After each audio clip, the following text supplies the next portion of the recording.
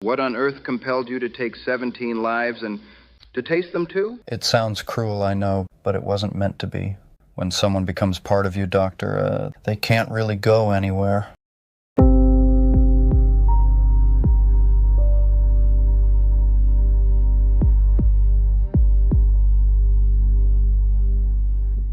Good evening, and welcome to Holmes Hotel, a place where every room holds a story. I am Dr. Henry Howard Holmes, proprietor and host within these walls. Every guest who crosses this threshold leaves behind a tale, though most are already whispered through the streets beyond. In this place, curiosity is no virtue, it is hunger.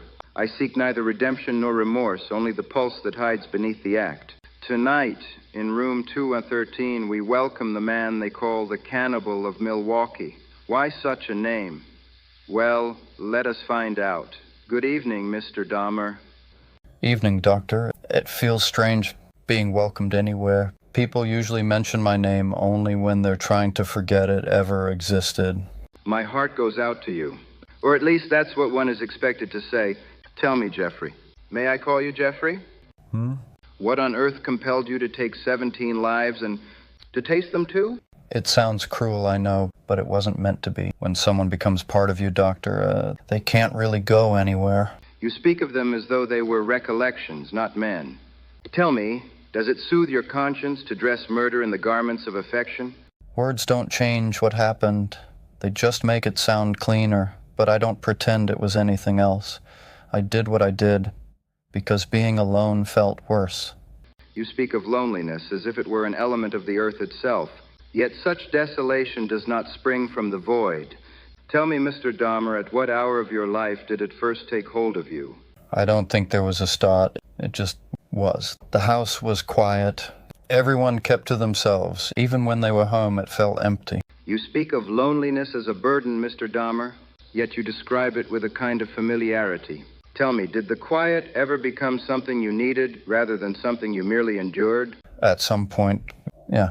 Being around people felt louder than being alone. Noise bothered me.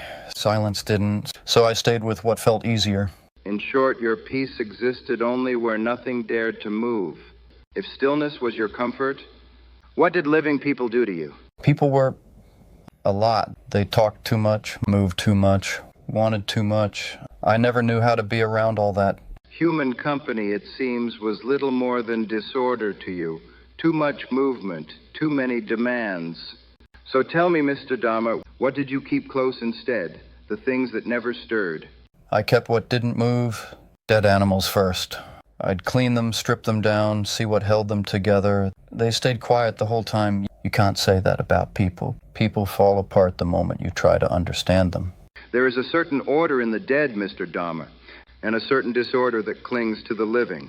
A tidy exchange if one chooses to see it so. So tell me, when you examined their remains, what harmony were you seeking? When I opened them, everything was where it belonged. It was the only time anything made sense. People never stay where they belong. You speak as though the dead merely pleased you, but I suspect they served a deeper purpose. They stayed where you put them, something the living have consistently refused to do. I can agree with that. Things that stayed were easier to keep around, and I didn't mind the taste either. I see. So even their consumption served as a device to keep them near. An odd practice, to be sure, yet hardly irrational for a man of your constitution.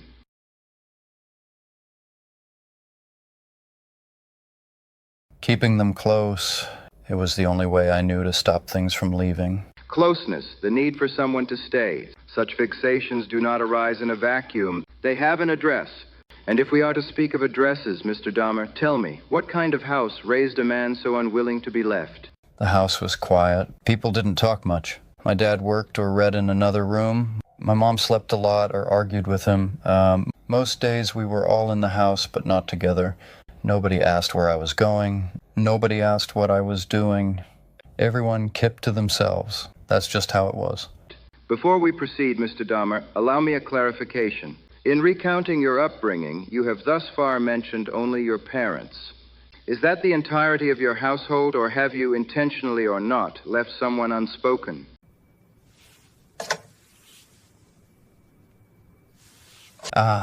Right, my brother. He mostly stayed in his room. We barely interacted.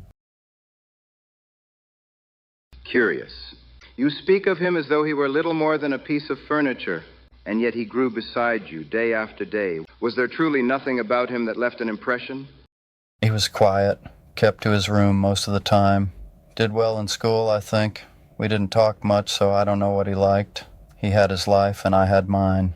Same parents, same silence, same walls. Yet only one outcome of your sort, a difference that refuses to go unnoticed.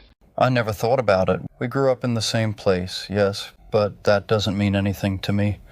I don't know why we ended up different. So be it. Two paths divide under one roof, and the reason remains concealed. Perhaps it lies somewhere in the spaces neither of you ever spoke of, or perhaps not. I am curious about your earliest years, Mr. Dahmer. Those fellows who call themselves specialists of the mind insist that everything begins in childhood. I do not share their confidence, but the notion is interesting enough. I was a quiet child, didn't talk much, did what I was told. Most days passed without anything worth noting. It was ordinary as far as I can tell. So nothing remarkable, nothing troublesome, nothing to remember. Curious how childhoods claimed to be ordinary seldom prove entirely so. It was ordinary as far as I can tell.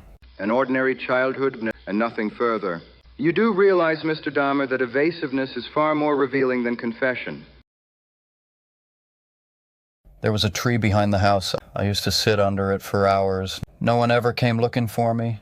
I don't think they noticed. It tells me much, Mr. Dahmer. You are not a man shaped by conversation or company, but by long stretches of silence in which nothing human ever reached you. In such soil, deeds grow far more readily than words.